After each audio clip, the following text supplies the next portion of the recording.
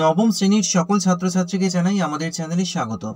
ফেব্রুয়ারি মাসের যে model activity task তোমাদের দেওয়া হয়েছে স্কুল থেকে, তার ভূগোল বিষয়টির প্রশ্ন উত্তর নিয়ে আজকের এই ভিডিওতে আলোচনা করা হলো। এ মাসেও মোট 20 নম্বরের প্রশ্ন দেওয়া হয়েছে। মনোযোগ দিয়ে ভিডিওটি দেখতে থাকো। চ্যানেলে নতুন হলে অবশ্যই চ্যানেলটিকে সাবস্ক্রাইব করে দিও, কারণ পড়াশোনা সংক্রান্ত বিভিন্ন ধরনের ভিডিও তোমরা এই চ্যানেলে খুব সহজেই পেয়ে যাবে। তাহলে দেখা যাক এ মাসে কি প্রশ্ন দেওয়া হয়েছে। 1 নম্বরে বলা হয়েছে বিকল্পগুলি থেকে ঠিক উত্তরটি নির্বাচন করে লেখো। নিচের যে ক্রমে পৃথিবীর আবর্তন বেগ ক্রমশ কমতে থাকে সেটি হলো। সঠিক উত্তর অপশন খ, নিরক্ষরেখা, কর্কট ক্রান্তি রেখা, সুমেরু বৃত্তরেখা, সুমেরু। এরপর রয়েছে পৃথিবীর আলোকিত অর্ধাংশ ও অন্ধকারাচ্ছন্ন অর্ধাংশের মধ্যবর্তী সীমারেখাকে বলে।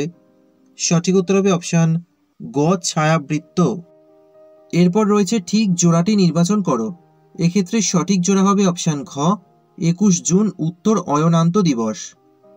2 নম্বরে বলা হয়েছে বাক্যটি সত্য হলে ঠিক এবং অসত্য হলে ভুল লেখো। কোরিওলিস বলের প্রভাবে পৃথিবী পৃষ্ঠে বায়ু প্রবাহের দিক বিক্ষেপ ঘটে। এটা হবে ঠিক। 21 মার্চ থেকে 23 সেপ্টেম্বর পর্যন্ত সূর্যের আপাত দক্ষিণাভিমুখী চরণ লক্ষ্য করা যায়। এটা হবে ভুল। এরপর বলেছে ক স্তম্ভের সঙ্গে খ স্তম্ভ মেলাও। উত্তরগুলো দেখে নাও। আয়নোস্ফিয়ার, এটা হবে মেরু প্রভা। ফুকো হবে পৃথিবীর আবর্তন গতির পরীক্ষা। বিষুব হবে সমান দিন ও রাত। 3 নম্বরে বলা হয়েছে নিচের প্রশ্নগুলির সংক্ষিপ্ত উত্তর দাও। প্রথম প্রশ্ন, সৌরদিন বলতে কি বোঝো? উত্তর হবে সূর্যকে সামনে রেখে পৃথিবীর নিজ অক্ষের চারদিকে একবার পূর্ণ আবর্তন করতে সময় নেয় 24 ঘন্টা বা প্রায় একদিন। এই সময়কালকে সৌরদিন বলে। পরের প্রশ্ন রয়েছে অরোরা অস্ট্রালিস কাকে বলে? উত্তর হবে 2 মেরু অঞ্চলে একটানা 6 মাস রাত্রি থাকাকালীন আকাশে যে রামধনুর মতো অস্পষ্ট আলোর বর্ণময় ছটা দেখা যায় তাকে মেরুজ্যোতি বা অরোরা বলে। কুমেরু অঞ্চলে এই প্রকার মেরুজ্যোতিকে অরোরা অস্ট্রালিস বলে। 21 মার্চ থেকে 23 সেপ্টেম্বর পর্যন্ত কুমেরু অঞ্চলে এই অরোরা অস্ট্রালিস দেখা যায়। 4 নম্বরে বলা হয়েছে নিচের প্রশ্নটির উত্তর দাও।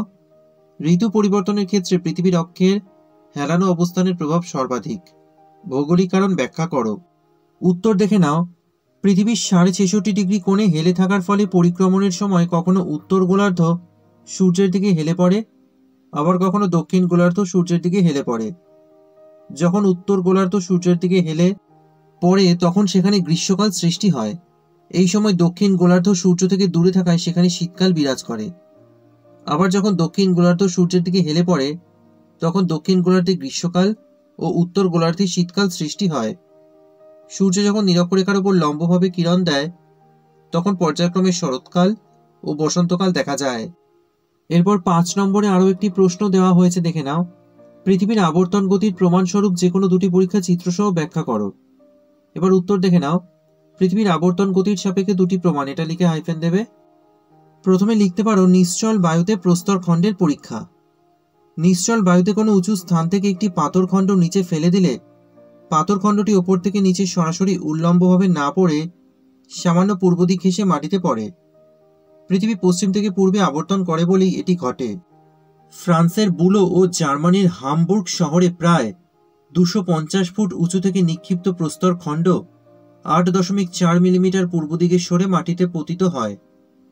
এবার এই পরীক্ষার চিত্রটা দেখে নাও।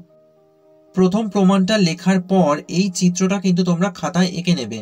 তোমরা ভিডিওটা পজ করে খাতায় চিত্রটা এঁকে নিতে পারো, অথবা তোমাদের পাঠ্য বইতে যদি এই পরীক্ষার কোনো চিত্র দেওয়া থাকে সেখান থেকে দেখেও এঁকে নিতে পারো। এরপর দ্বিতীয় প্রমাণ হিসেবে তোমরা লিখতে পারো বিজ্ঞানী ফুকোর পরীক্ষা। 1851 সালে ফরাসি বিজ্ঞানী লিও ফুকো ফ্রান্সের প্যারিস শহরের প্যান্থিয়ান গির্জার চূড়া থেকে 61 মিটার দীর্ঘ সরু তারের সাহায্যে একটি লোহার বল দোলকরূপে নিচে ঝুলিয়ে দেন। দোলকটির নিচে একটি পিন লাগিয়ে মাটির ওপর এমনভাবে বালি ছড়িয়ে দেন যাতে দোলকটি দুললে পিনের দাগ বালির ওপর পড়ে। এরপর তিনি দোলকটিকে উত্তর দক্ষিণে দুলিয়ে দিয়ে লক্ষ্য করেন দোলকটি সমানতালে দুললেও বালির ওপর পিনের কাটা দাগগুলি ধীরে ধীরে পশ্চিম থেকে পূর্বে সরে যাচ্ছে। এর থেকেই প্রমাণিত হয় যে পৃথিবী পশ্চিম থেকে পূর্বে আবর্তন করে বলেই বালির উপর পিনের দাগগুলি ক্রমশ পূর্ব দিকে সরে যায়। এবার এই পরীক্ষার যে চিত্রটা তোমাদের রাখতে হবে সেটা দেখে নাও। বিজ্ঞানী ফুকোর পরীক্ষার এই চিত্রটাও কিন্তু তোমরা ভিডিওটা পজ করে খাতায় সুন্দরভাবে এঁকে নেবে। তাহলে ভূগোলের সমস্ত প্রশ্নের উত্তরগুলো তোমরা পেয়ে গেলে।